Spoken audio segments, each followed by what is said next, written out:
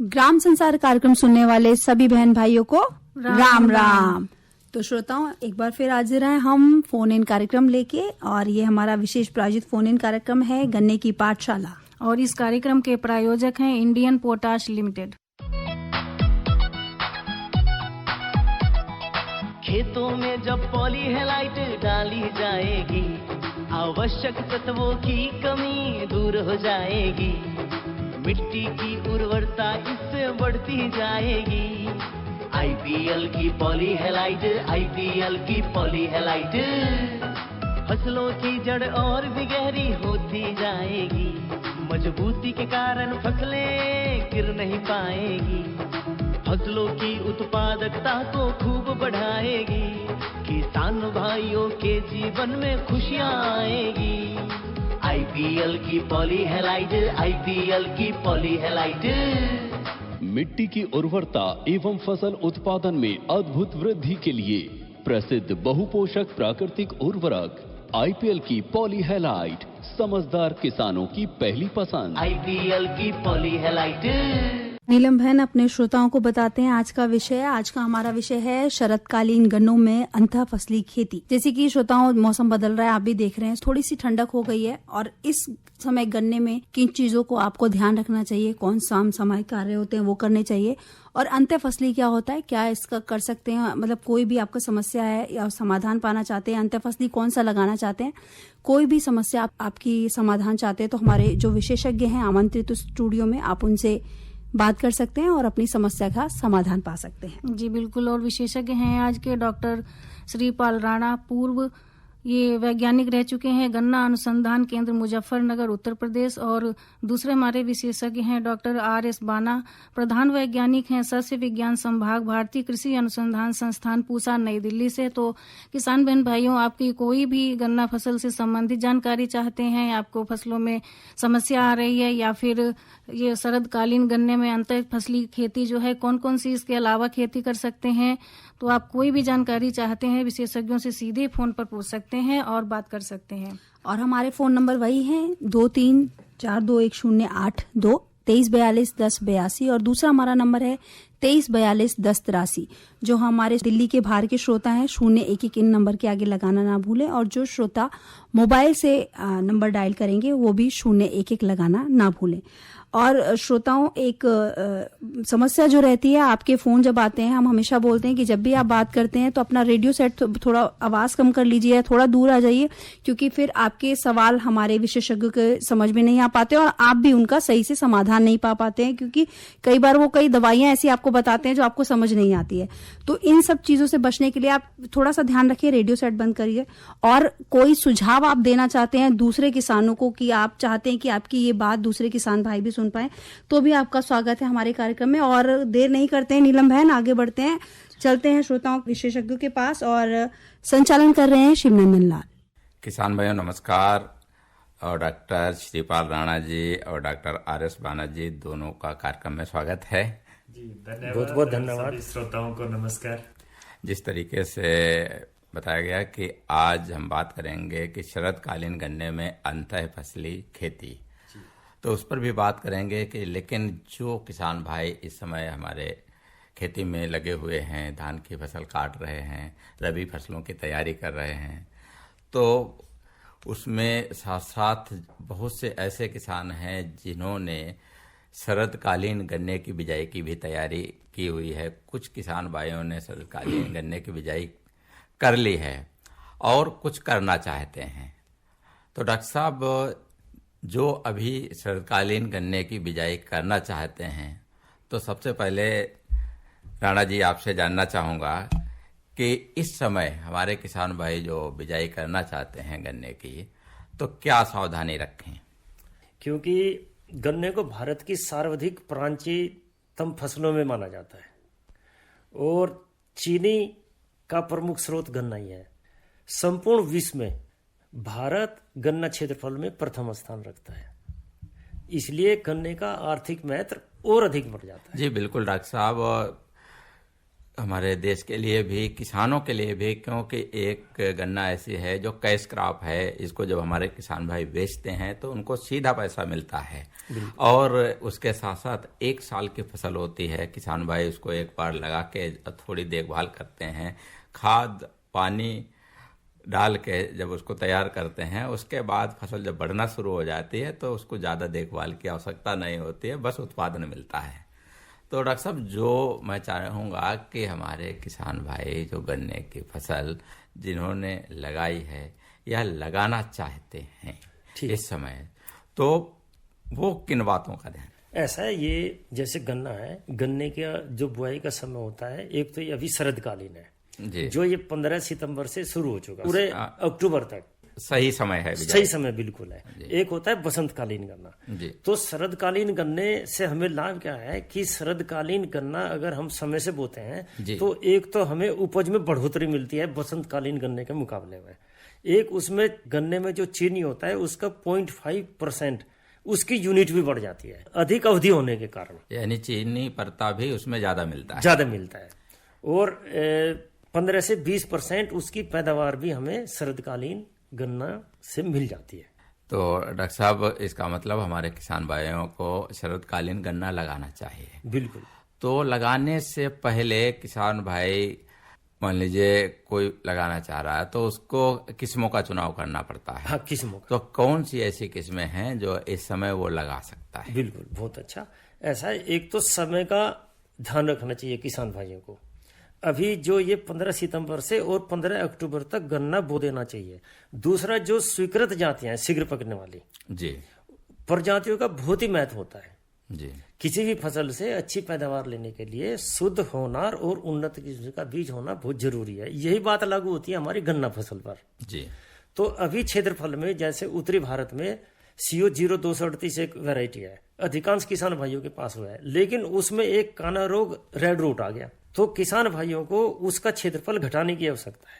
उसके स्थान पर और बहुत अच्छी अच्छी प्रजाति हैं, जैसे COS 13235 एक वैरायटी है, COS 17231 और ये नई नई किस्में हैं जी। COS 18231 और ये कोयम्बटूर शाहजहानपुर से इजाद है। और कुछ प्रजाति हैं कोयम्बटूर लखनऊ की, जैसे 14201 और COL के 16202, ये भी अच्छी किस्में हैं गन्ने की। और एक वैरायटी है CO 15023। जी डॉक्टर साहब, अब बात करेंगे आपसे जरूर, लेकिन एक किसान भाई का फोन लेते हैं। हेलो, नमस्कार जी। नमस्कार जी, कौन भाई बोल रहे हैं? डॉक्टर साहब को भी नमस्कार। नमस्कार नमस्कार। सर, ये नर्सरी लगा कर तो खेती होती नहीं है। गन्ने की नर्सरी लगा कर के खेती होती है? जी डॉक्टर साहब, देखो हम अभी बात कर रहे आप हैं। कहाँ से बोल रहे हैं? मैं भिवानी जिला गांव बापोरा से बोल रहा हूँ सर। जी। अच्छा देखिए, आपने गन्ना लगाया हुआ है? सर, गन्ना कहाँ लगाऊं, पानी नहीं दे रहे, ये डैम नहीं बना रहे। बिल्कुल, आपको पानी भी मिलेगा और गन्ने की खेती भी आप कर सकते हैं। और जिस तरीके से आपका सवाल है कि गन्ने की नर्सरी को लेकर के, तो हमारे बहुत से किसान भाई ऐसे हैं जो गन्ने की नर्सरी लगाते हैं। किसान भाई से मैं कहना चाहूंगा कि जैसे अभी शरदकालीन गन्ना बुआई के लिए नर्सरी की आवश्यकता नहीं है, अब बहुत ही उपयुक्त समय है सितंबर से अक्टूबर का महीना, तो उसमें सीधी बिजाई का। हाँ, सीधी बिजाई का। इसमें क्षेत्र के लिए स्वीकृत जाति का ही चयन करके किसान भाइयों को उचित नमी पे बोना चाहिए। नर्सरी के लिए तो जब गर्मियां शुरू हो जाती हैं और जो मार्च अप्रैल के बाद बिजाई करते जी, हैं जी, जी। और उनको लगता है कि हमें गन्ने की बिजाई में देरी होगी, तो वो नर्सरी पहले तैयार कर लेते हैं। नर्सरी पहले तैयार उसके बाद उसकी रुपाई करते हैं। वो ना उसको गैप फिलिंग में भी यूज कर सकते हैं जी। कहीं कहीं अगर गैप हो जाता है तो पहले से नर्सरी तैयार करके उससे हम गैप फिलिंग भी करते हैं और वो बसंतकालीन बुआई के लिए उपयुक्त है। जी, फोन करने के लिए आपका बहुत बहुत धन्यवाद। दूसरे किसान भाई का फोन लेते हैं। हेलो। हेलो। हाँ जी, नमस्कार जी। नमस्कार जी। कौन भाई बोल रहे हैं? जी, मेरा नाम देवराज शर्मा है। कहाँ से बोल रहे हैं? जिला मेरठ, गांव मुलहेड़ा। जी, क्या सवाल है शर्मा जी आपका? कि मैंने गन्ना लगाया जी 18 CO 0118। 818। जी ये पौधा तो बहुत अच्छा है जी। जी। कुछ लोग कह रहे हैं कि पेड़ ही नहीं होती इसकी। आपने पहली बार लगाया है? पहली बार लगा। जी, बहुत डॉक्टर अच्छा साहब। सवाल है किसान भाई। ऐसा है, ये एक वैरायटी है CO 0118 और करंट ट्रू के नाम से भी है। इसका करंट ट्रू भी इस प्रजाति को कहते हैं। दरअसल ये जो पेड़ी होती है ना, पेड़ी इनकी एक अनुवांशिक गुण होता है पेड़ी का। जैसे पहले एक बहुत अच्छी वैरायटी थी CO 1148, उसकी रेटोनब भी बहुत अच्छी होती है और लेकिन वो रिजेक्ट हो चुका। तो ये जितनी भी प्रजातियां होती हैं इनका एक अनुवांशिक गुण होता है रेटोनिंग का। तो किसी प्रजाति की रेटून अच्छी होती है और किसी की कम होती है। अच्छा जी। ये है। क्या करा जाए इसमें जी? इसमें अच्छी पेड़ी के लिए किया जा सकता है कि एक तो बीज की मात्रा बढ़ा करके बोएं। दूसरा, अगर अभी आप गन्ने की कटाई करेंगे पेड़ी के लिए तो शरद काल में कटे हुए गन्ने की पेड़ियां अच्छी नहीं होती। जैसे उत्तरी भारत में नवंबर, दिसंबर, जनवरी तक बहुत ठंड पड़ती है। तो अगर आप शरद काल में गन्ना काट करके बावक फसल का पेड़ी रखना चाहते हैं तो उसमें ठंड के कारण उसका जमाव और ब्याज दोनों प्रभावित होता है।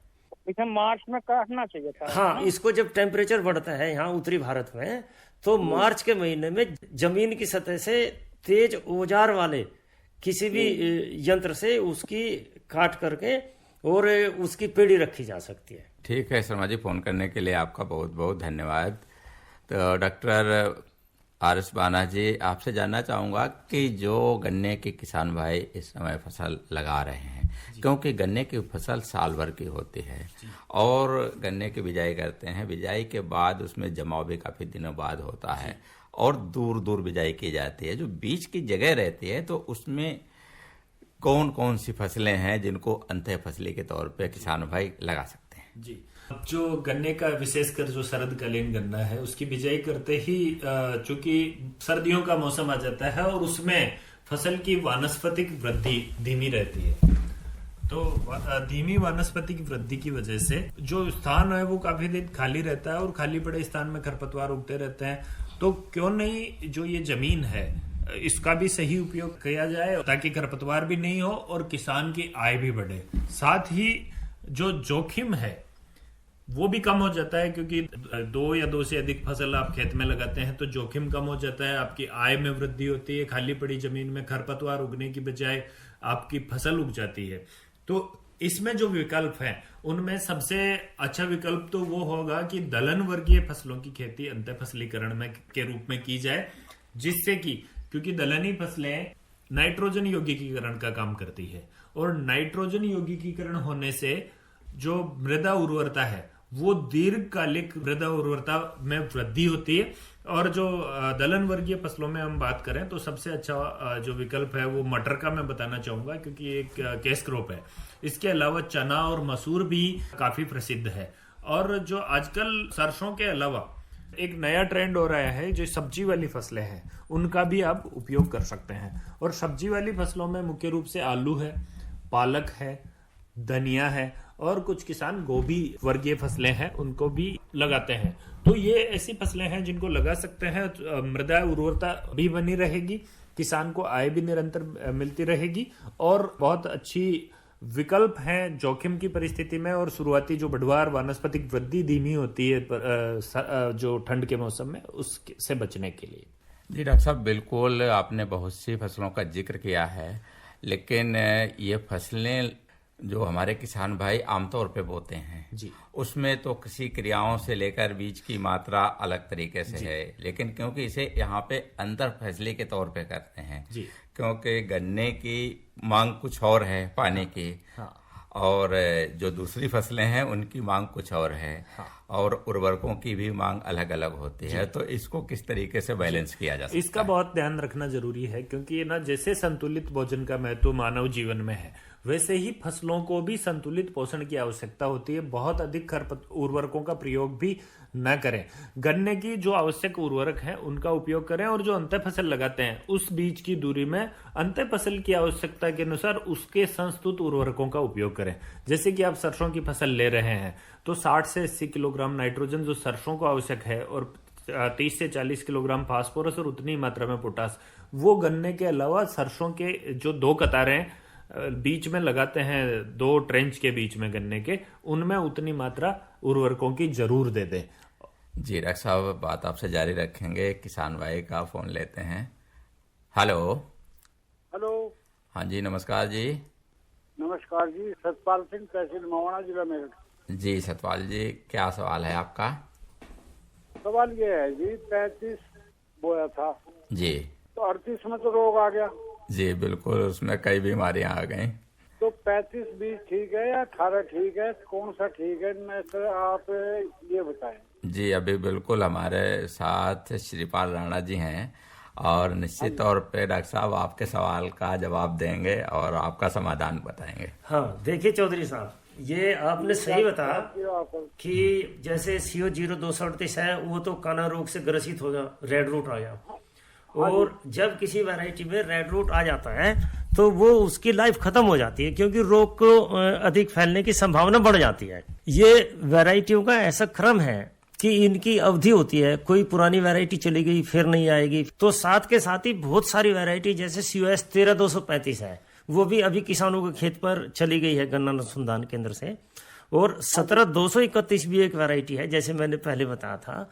18231 भी एक वैरायटी है, जिसकी आपने चर्चा की CO 0118, वो भी एक वैरायटी है। ये वैरायटी गुणों के आधार पर 19-20 होती है। जैसे किसी वैरायटी में थोड़ा जमाव पहले हुआ, किसी में 20 दिन पहले, किसी में 25 दिन पे, किसी का 30 दिन पे होता है। इसी तरह से इसमें टिलरिंग होती है, किसी में थोड़ी टिलरिंग कम होती है, किसी में ज्यादा होती है। इसी तरह से इसमें एक मोर्टिलिटी भी होती है, जैसे आप लोग कहते हैं एक ब्यात मर गया, तो ब्यात मरने का भी प्रतिशत हर वैरायटी में अलग अलग होता है। और इसी तरह से जब ये वैरायटी अलग अलग है तो इनका स्वभाव भी अलग अलग। तो आप जितनी भी वैरायटी हैं आप उनको थोड़ा थोड़ा बोइए, और एक साल में पूर्ण रूप से किसी भी प्रजाति का किसान को पता नहीं चल पाता कि इसकी पैदावार किस तरह की होगी। ब्याज तो 35 में बहुत है, लेकिन ब्याज मर रहा है। हाँ मैं बताऊंगा, ऐसा है जो वैरायटी थोड़ा सा पतली होती है ना, तो उसमें ब्याज स्वाभाविक रूप से ज्यादा होता है। जो वैरायटी मोटी होती है उसमें ब्याज कम होता है, और जो वैरायटी मोटी होगी तो स्वाभाविक रूप से उसकी रेटून भी थोड़ी कम होती है। जैसे 0238 वैरायटी है, इसमें चीनी का परता भी अच्छा है, इसकी पैदावार भी अच्छी है। तो जो अधिक लंबी पोरियों का गन्ना होता है ना, तो उसमें थोड़ा ब्याज कम होता है। ठीक है जी, आपके सवाल का जवाब डॉक्टर साहब ने दे दिया है और एक दूसरे किसान भाई भी इंतजार कर रहे हैं। हेलो। हेलो, नमस्कार जी। राम राम जी। कार्यक्रम में आपका स्वागत है। मेरा नाम अतर सिंह है साहब जी। कहाँ से बोल रहे हैं अतर सिंह जी? सोनीपत। मेरा सवाल एक तो ये है कि कौन सा गन्ना लगा सकते हैं हम, कौन सी टाइप का? चौधरी अतर सिंह जी, हाँ जी।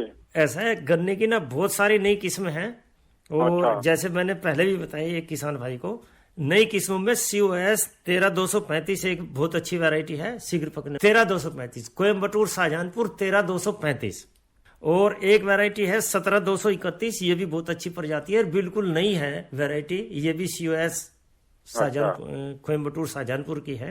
ये हमारा यहाँ हो सकती है सोनीपत में? हाँ सोनीपत में हो सकती है, सोनीपत में हो रही है, और कुछ किसान भाइयों के यहाँ है जो अच्छी चल रही हैं किसानों के खेतों में। ठीक है।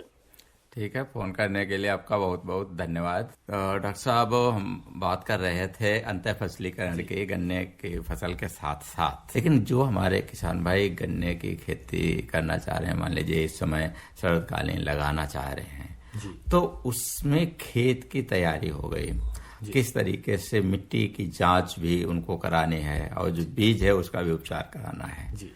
लेकिन डॉक्टर साहब, हम किसान को इग्नोर नहीं कर सकते, किसान का फोन आ रहा है। हेलो। हेलो, नमस्कार जी। नमस्कार जी, नमस्कार। इंद्रवीर तेवतिया, गांव लक्ष्मीगढ़, डिस्ट्रिक्ट बुलंदशहर, उत्तर प्रदेश से बोल रहा हूँ सर जी। जी तेवतिया जी, कार्यक्रम में स्वागत है आपका। सारी पंचायत को पहले राम राम जी। राम राम जी, राम राम। सवाल ये है, अभी डॉक्टर साहब आप बता रहे थे कि जिनमें काफी है उनमें पल्ले निकलते हैं और बढ़िया पेड़ी सूखती है जी। साल भर के लिए जो हम खेत अब से बो के घेरेंगे उसमें हम सहफसली खेती भी तो कर सकते हैं जी। हाँ, जी बिल्कुल, आज का हमारा विषय ही है कि हम उसके साथ सहफसली खेती या अंतः खेती, तो वही चीज है, उसके संबंधित ही हम आज कार्यक्रम को चला रहे हैं। तो निश्चित तौर पे हमारे डॉक्टर बाना जी ने कई फसलों का भी जिक्र किया है कि उनको लगा सकते हैं। अगर आपका कोई सुझाव हो वो भी आप दे सकते हैं। तो सुझाव केवल ये है सभी किसान भाइयों के लिए जी। और जो हमारे डॉक्टर्स बैठ के मीटिंग करके सब चीजों को निकालते हैं, उसमें ऐसी फसलों का उत्पादन और उत्पादकता बढ़ाने के लिए मिट्टी की जांच के विषय में और कौन सी फसल के साथ कौन सी सहफसली खेती, मूली, शलजम या साग, इस तरह की सब लोगों को बताएं जिससे दोहरा लाभ हो।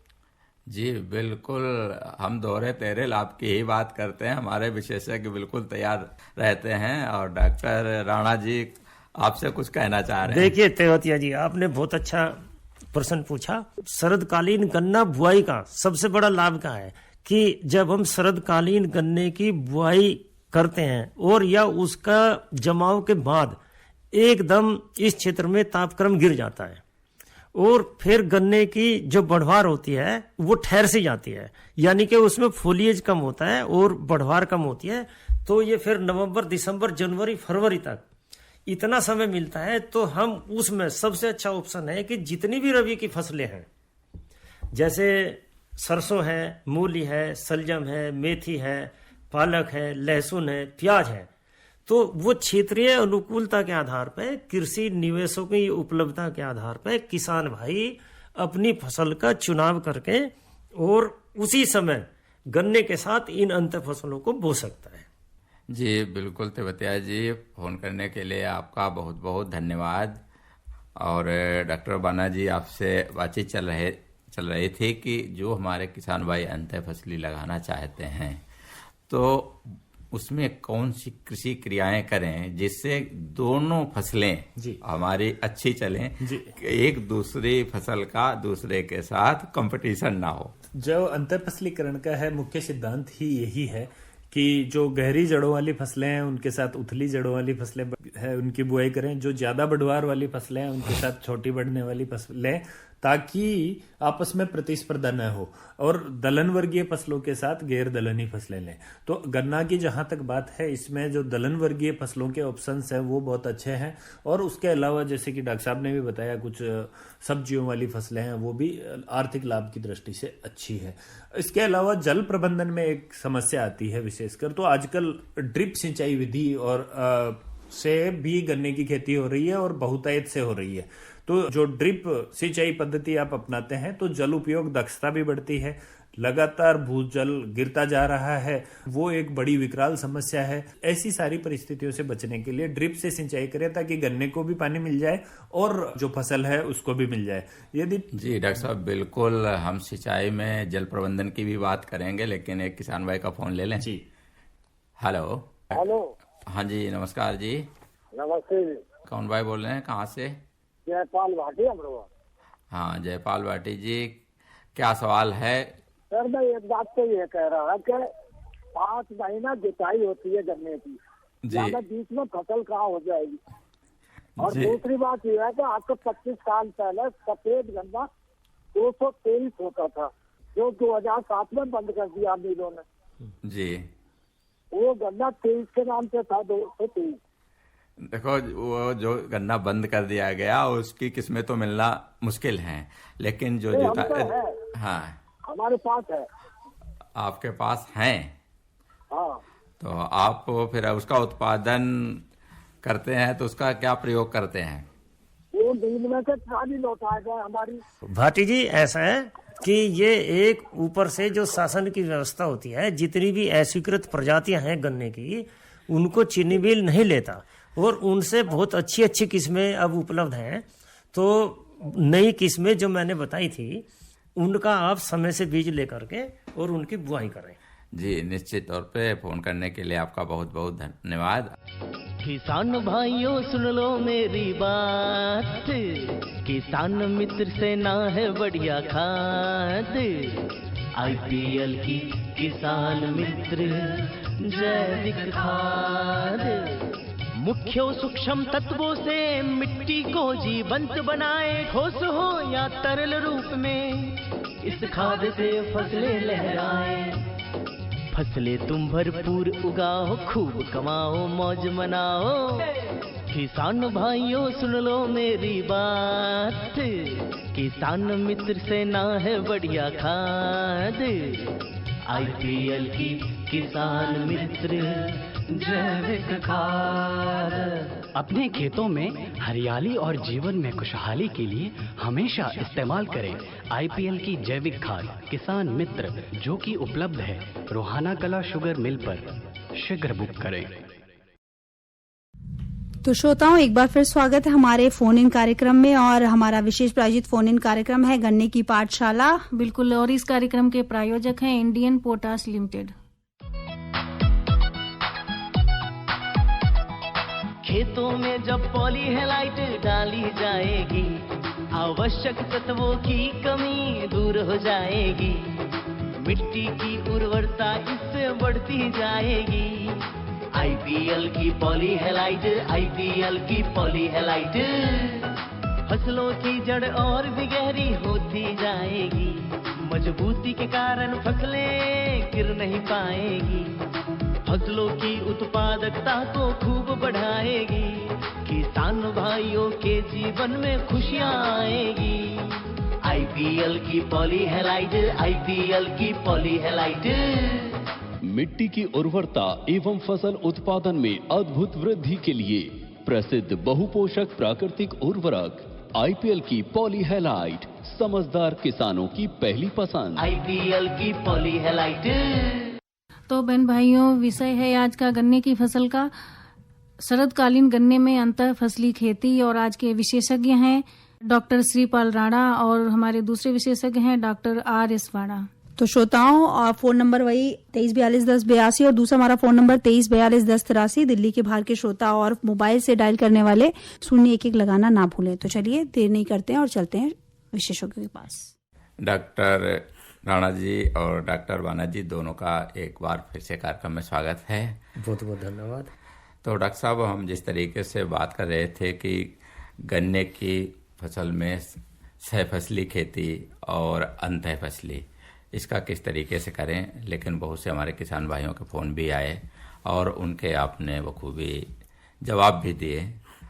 लेकिन जो किसान भाई हमारे कार्यक्रम मतलब अभी शुरू किए हैं सुनना, तो उनके लिए विशेष तौर पे जानकारी में बता देते हैं कि आज का जो हमारा विषय है गन्ने के साथ साथ सह फसली खेती, कौन कौन सी फसलें लगा सकते हैं और उसमें कौन कौन सी कृषि क्रियाएं की जा सकती हैं, और साथ साथ कि किस तरीके से जल प्रबंधन है, उर्वरक प्रबंधन है, क्योंकि जब दो फसलें साथ साथ लगती हैं तो कैसे करें। और डॉक्टर वाना जी, थोड़ा सा आप इस पे हमारे किसान भाइयों को बताइए कि किस तरीके से आप जल प्रबंधन की बात कर रहे थे, किस तरीके से करें।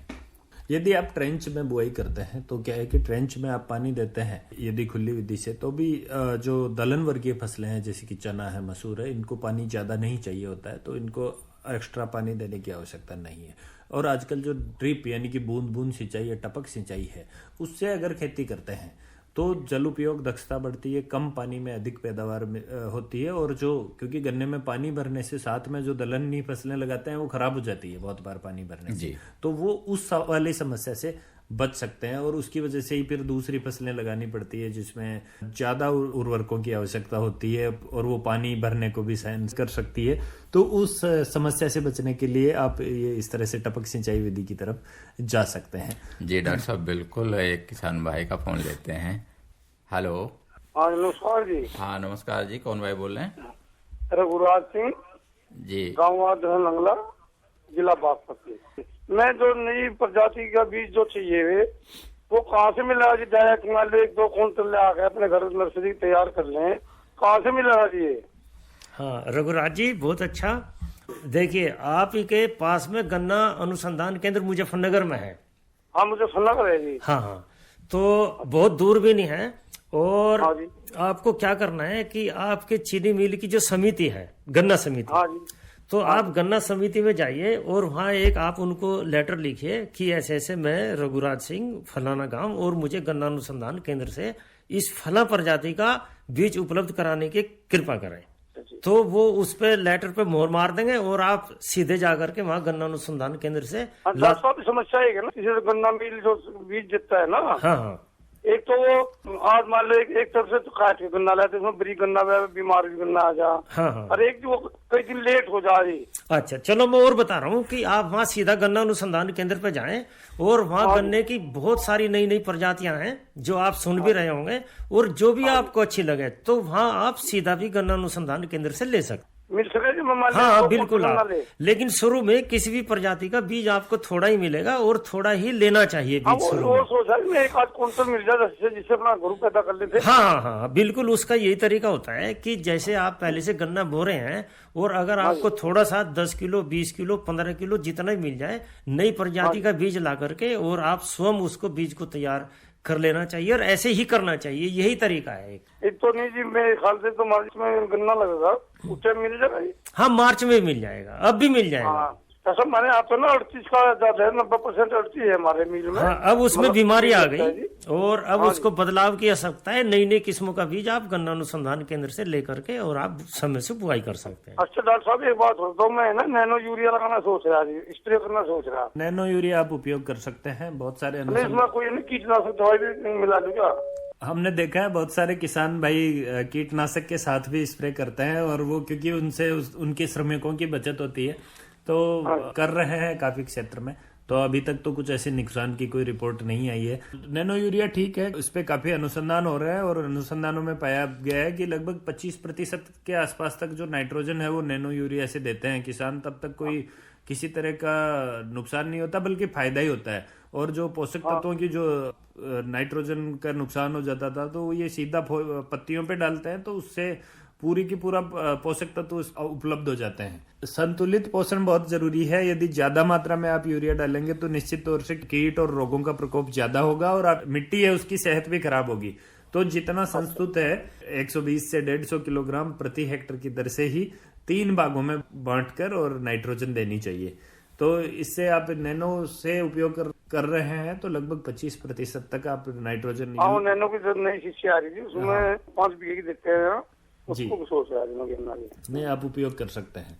बिल्कुल, आप नैनो यूरिया का प्रयोग कर सकते हैं और उससे आपकी मृदा की भी सेहत ठीक रहेगी और साथ साथ आपका पर्यावरण के लिए भी ठीक है जी, क्योंकि जो उससे उत्पाद मिलता है उसमें भी आपको ज्यादातर जो कीटनाशक हैं, उर्वरक हैं, उनकी मात्रा कम जाती है जी। वो ऐसा होता ही है, जैसे नाइट्रोजन का बहुत अधिक उपयोग करते हैं तो क्या होता है, एक तो नीचे वो बहकर चली जाती है तो भूजल भी प्रदूषित हो रहा है। साथ ही यदि सतह पर छोड़ देते हैं तो वाष्पीकरण होकर और पर्यावरण में नाइट्रस ऑक्साइड के रूप में जाके और ग्रीन हाउस गैसों का उत्सर्जन करती है।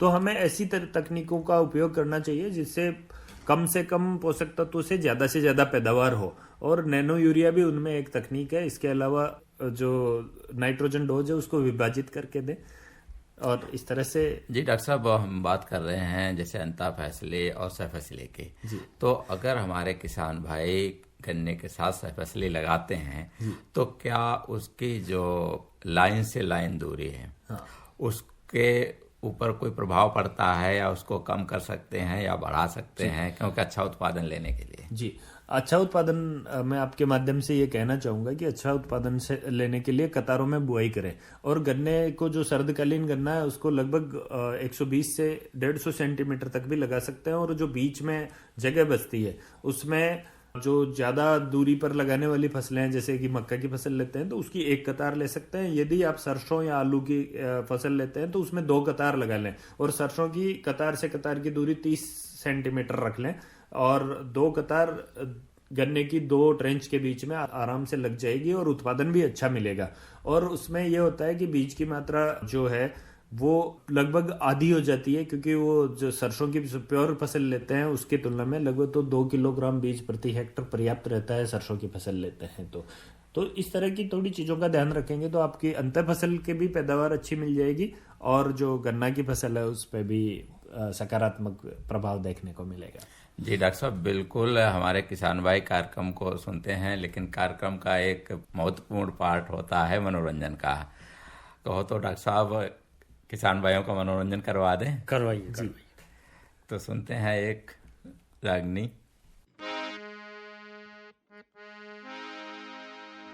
अरे मन मुँह रखे तेरा वे क्यों,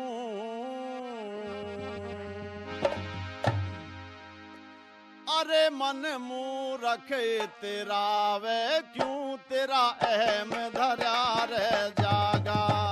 अरे मन मुँह रखे तेरा वे क्यों, तेरा अहम धरा रह जागा। अहम धरा रह जागा, तेरा अहम धरा रह जागा। अरे मन मुँह रखे तेरा वे क्यों, तेरा अहम धरा रह जागा।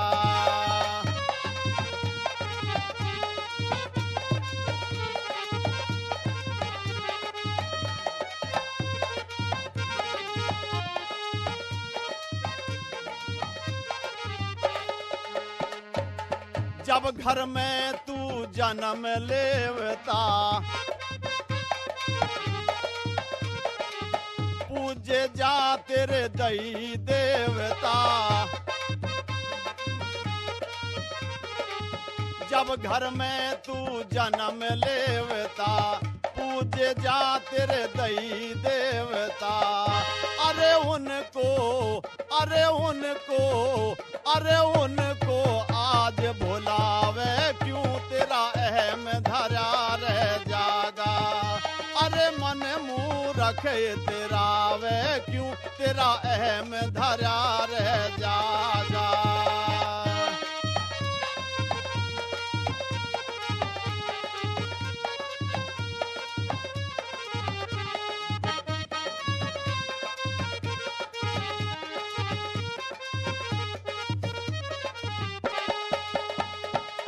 मात पिता की गोदी खेला, बाहों में तू झूला झूला।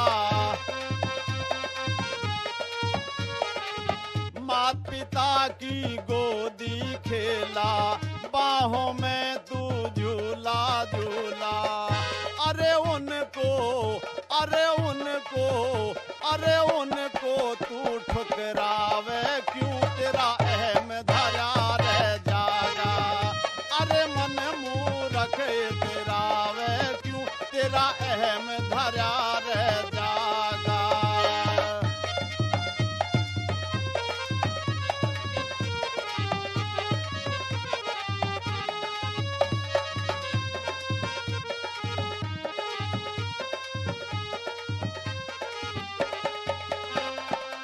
कौड़ी भरत ने नोट कमाए, अपनी माया उसे बताए। कौड़ी भरत ने नोट कमाए, अपनी माया उसे बताए। अरे खाली, अरे खाली, अरे खाली हाथों जावे तू, तेरा अहम धरा रह जागा। अरे मन मुँह रखे तेरा वे क्यों, तेरा अहम धरा रह जागा।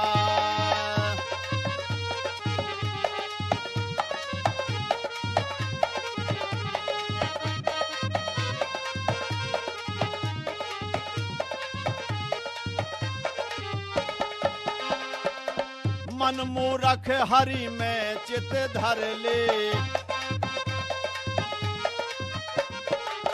पांचों इंद्री वश में कर ले। मन मुँह रख हरि में चित धर ले, पांचों इंद्री वश में कर ले। भव सागर, भव सागर, भव सागर से तर जावे तू, तेरा अहम धरा रह जागा। अरे मन मुँह रखे तेरा वे क्यों, तेरा अहम धरा रह जागा। मनोरंजन के बाद एक बार फिर से आप दोनों का स्वागत है। डॉक्टर श्रीपाल राणा जी, आप गन्ना वैज्ञानिक हैं गन्ना अनुसंधान केंद्र मुजफ्फरनगर में, और डॉक्टर RS बाना, आप भी प्रधान वैज्ञानिक हैं सस्य विज्ञान संभाग भारतीय कृषि अनुसंधान संस्थान पूसा नई दिल्ली में। और हमारे काफ़ी किसान भाइयों के फ़ोन आए हैं, लेकिन अगर कोई और भी हमारा किसान भाई जुड़ना चाहता है तो निश्चित तौर पे उन्हें नंबर बता देता हूँ 23421082 और 23421083, ये स्टूडियो का नंबर हैं। इस पे फ़ोन करके अपनी गन्ने की फसल से संबंधित कोई भी समस्या का समाधान पा सकते हैं, और हमारे विशेषज्ञ तैयार बैठे हैं। तो डॉक्टर श्रीपाल राणा जी, आपसे जानना चाहूँगा कि जो किसान भाई गन्ने के साथ दूसरी सहफसली खेती लगाते हैं या लगाना चाहते हैं, तो क्या इसके लिए कुछ विशेष किस्मों का भी चुनाव करना चाहिए? हाँ बिल्कुल, बहुत अच्छा प्रश्न है लाल साहब। ऐसा है, शरदकालीन गन्ना बुआई के साथ सबसे बड़ी बात यह है कि कुछ महत्वपूर्ण बातें हैं कि जैसे लाइन से लाइन की दूरी कम नहीं होनी चाहिए किसी भी हालत में जी। जैसे डॉक्टर बाना साहब ने बताया 90 सेंटीमीटर की दूरी पे, 120 सेंटीमीटर की दूरी पे या 150 सेंटीमीटर की दूरी पे। वो इसलिए होता है कि जो उसके साथ आप अंतर फसल लेना चाहते हैं उसका स्वभाव कैसा है जी, और वो जो भी आप अंतर फसल लेंगे, एक तो वो सीधी बढ़वार वाली होनी चाहिए और बहुत अधिक लंबाई की नहीं होनी चाहिए। दूसरा, कोई भी अंतर फसल ऐसी नहीं लेनी चाहिए कि जो गन्ने के फसल के ऊपर छाया बनाए, ये बहुत ही नितांत आवश्यक है। और बहुत लंबी अवधि की फसल भी नहीं लेनी चाहिए अंतर फसल में, अन्यथा वो अगर लंबी अवधि की है तो वो फिर गन्ने की फसल के लिए थोड़ा सा उस पर प्रतिकूल प्रभाव डालती है। जी डॉक्टर साहब, बिल्कुल। एक किसान भाई का फोन लेते हैं। हेलो, नमस्कार जी। हाँ नमस्कार जी। सुरेश पाल सिंह चौहान बड़ौद बागपत से बोल रहा हूँ। जी सुरेश पाल जी, क्या सवाल है आपका? जो डॉक्टर साहब मुजफ्फरनगर वाले हैं, गन्ना अनुसंधान केंद्र वाले, जी जी जी, अभी बता रहे थे, मैं गया था वहाँ सीधा बीज नहीं देते, वो ये कहते हैं अपने गन्ना समिति से लिखवा के लाओ। जी बिल्कुल, डॉक्टर साहब ने यही बताया है कि आप गन्ना समिति में जाइए, वहाँ से आप लिखवा के ले जाएंगे, जब चिट्ठी देंगे तब वो आपको बीज देंगे। नहीं वो तो देंगे साहब, ये कहते हैं वहाँ कहते हैं फिर के ये लखनऊ जाएगा तब मिलेगा, पता नहीं कौन कौन। हाँ मैं बता रहा हूँ, ऐसा है, ये जितनी भी गन्ना समितियां हैं तो ये सरकार द्वारा, ये गन्ना विकास विभाग के द्वारा हर गन्ना समिति को प्रजातियों का बीज आवंटित किया जाता है। तो ये गन्ना समितियों की जिम्मेदारी बनती है कि अपने क्षेत्र के किसानों को अनुसंधान केंद्रों से नई नई किस्मों का बीज ला करके उपलब्ध कराए, ये व्यवस्था है। तो वो मैंने पहले ही बताया था कि आप वहाँ लेकर के जाइए और आप उनसे एक एप्लीकेशन लिखवाइए, तब आप गन्ना अनुसंधान केंद्र पे जाइए। इसके अलावा दूसरा ऑप्शन ये भी है, अगर उनके पास बीज है, क्योंकि नई नई किस्मों का बीज शुरू में कम होता है, तो अगर उनके पास बीज पर्याप्त मात्रा में है तो आप सीधे जाएंगे तो सीधा भी थोड़ा बहुत बीज वो आपको दे देते हैं उपलब्धता के अनुसार। पहले नाम लिखवाना पड़ेगा जाके? नहीं, नाम लिखवाने की जरूरत नहीं है। आप लोगों के लिए गन्ना अनुसंधान केंद्र है और आप वहाँ सीधे जाइए और आप वहाँ नई नई किस्में देखिए और भी तकनीकी देखिए, और वहाँ आप सीधा ऐसे ही चले जाइए और एक एप्लीकेशन लिख करके आप दे दीजिए। अगर उनके पास बीज है तो वो जरूर दे देंगे। आप तो वहीं मिलेंगे जहाँ वो दफ्तर में ही? हाँ मिलेंगे, सब लोग मिलेंगे। सुनो, अगर आपको बीज चाहिए तो वहाँ पे आसपास में जो आपके चीनी मिल हैं वहाँ से भी संपर्क कर सकते हैं। रंबाला में और बागपत में हर चीनी मिल क्षेत्रों में आधार पौधशालाएं नई नई किस्मों की हैं। आप समिति में जाके पता करिए तो आपको आसपास हो सकता है आपके गांव में वो बीज उपलब्ध हो जाए। फोन करने के लिए आपका बहुत बहुत धन्यवाद डॉक्टर बाना जी। अब हम आपसे जानना चाहूंगा कि जो किसान भाई अंतर फसली लगाते हैं जी, और उसके बाद सिंचाई प्रबंधन की आपने बात कह ली, लेकिन जब उर्वरक की बात आती है, क्योंकि बहुत सी फसलों को उर्वरक चाहिए होता है ज्यादा, जैसे गन्ने को ज्यादा चाहिए, लेकिन बहुत सी जो आपने फसलें बताई जैसे चना को चाहिए नहीं, मटर को बहुत कम चाहिए होता है जी, क्योंकि वो खुद उर्वरक उत्पादन कर लेते हैं जी। इस स्थिति में किस तरीके से, और दूसरा गन्ने की बिजाई नीचे होती है तो उसके साथ डालते हैं उर्वरक और ये फसलें लाइनों में बोई जाती हैं, तो ये किस तरीके से सामंजस्य स्थापित किया जाए? वही करना चाहिए। गन्ने की जहां कतार लगाई जाती है तो उसके गन्ने के लिए आवश्यक जो उर्वरक है वो उसके नीचे उर कर देना चाहिए, ताकि जो जड़ें हैं उनको जैसे बढ़वार होती है वहीं पोषक तत्व मिल जाए। और चूंकि बीच में काफी बड़ा एरिया रह जाता है, अंतःफसलीकरण करते हैं तो 120 से 150 सेंटीमीटर तक की भी दूरी रखते हैं, तो उतनी दूरी में उर्वरक डालना यदि अंतःफसलीकरण नहीं करते हैं तो समझदारी नहीं है।